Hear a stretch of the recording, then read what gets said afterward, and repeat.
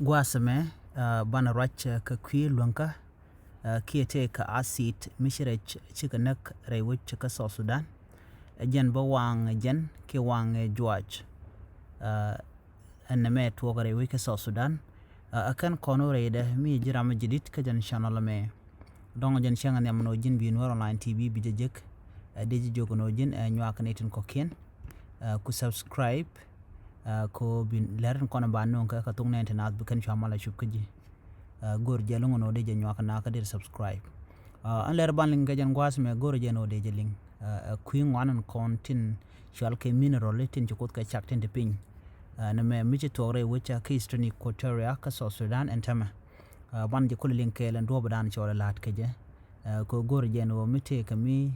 fay discover ke me pay jek mi la dung kosnel michi tuok chirgamenti liet ki te dabne ban je chulinga gwan wo na matoge di ki ngum chora lat gorono be nyo nasin ko ken an ler bu kon linga jen gwasa me shala do ne re wi ka South Sudan tega mishire chiganak ka chipiu chakalwen an point de an mishiro da ladane jen ko kono gorono bu kon link kel ka do bana shaler mo chaje no nga jere wi ka South Sudan gwasa me shala de no re wi ka South Sudan ke Equatoria te kami shirech shikanak jen chere chaganak ka che jwa chaganak en manegrech kana kon ngach hingu lo kan kon ngani je duno chire chikaliu dundo te kami chipiu chabelien chajerit re yira mo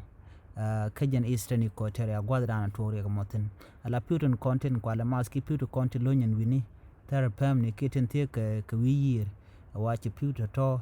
chaka mo ke bil magol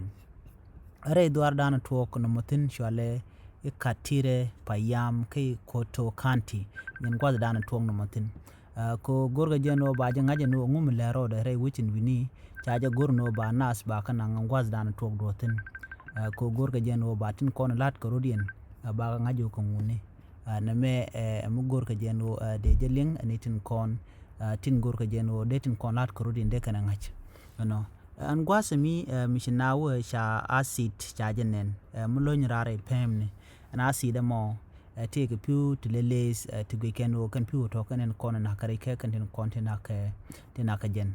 no an gwasa mo che bel che ka wang ka che belin kono cha pit ko te bel cha pit re wujin wini re duara mon jen ba che letin konten gwasa mo ba che kanak kwala kujeno mu dong me jen ke che jen ko naga na re kanaga bel alo yana ka ke tala mu gwa mi barar mun andor ba changa jo mi petroleum ko kana kontem en mo chana chaga jakre wujin wini ko ba na mo ba jo ngajen gwano en me ngum tuok chane tila geology sha kana kini kontila mun la jatem ki tin la natural resource la kajek chaka nangan wini ko biken oguja gwano ngum le rode menangwa ko jena lies kechi lies da wala ngum tuok no chaka nangan gwasmi jen chikanen no shika duoro mila si chikanen lo mulun dundo ken lo da kan ngaja lo kana nan kalap de laboratory de kulo wutaman gwasmi no eneme min roladien ki emendien matuogon jen ba mi volcanic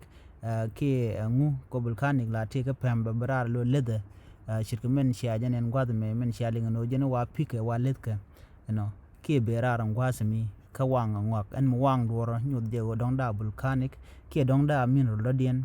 mu kule ben jarar kare pam ni ke kare pini no mangai ke longo no ten la ngwang mala nek ten na kare ke na kale lang jen petroleum long la mala ngai ke mo kan ten content na kan wane en me agenda na chito ka Eastern Equatoria no take michi barar mala sit ray pam kalonya la piu kwala kujino dong mada content content jo kot ke chak chet kel men chal ke liet ke dong da volcanic bo no en mo kan ngach agenda nan cha ladne me ka channel ti kokien ka kuiko ba mandan le ro da ba jangach mi jiram jidit gorno jin bi nywana sin kokien bi atakamal bye bye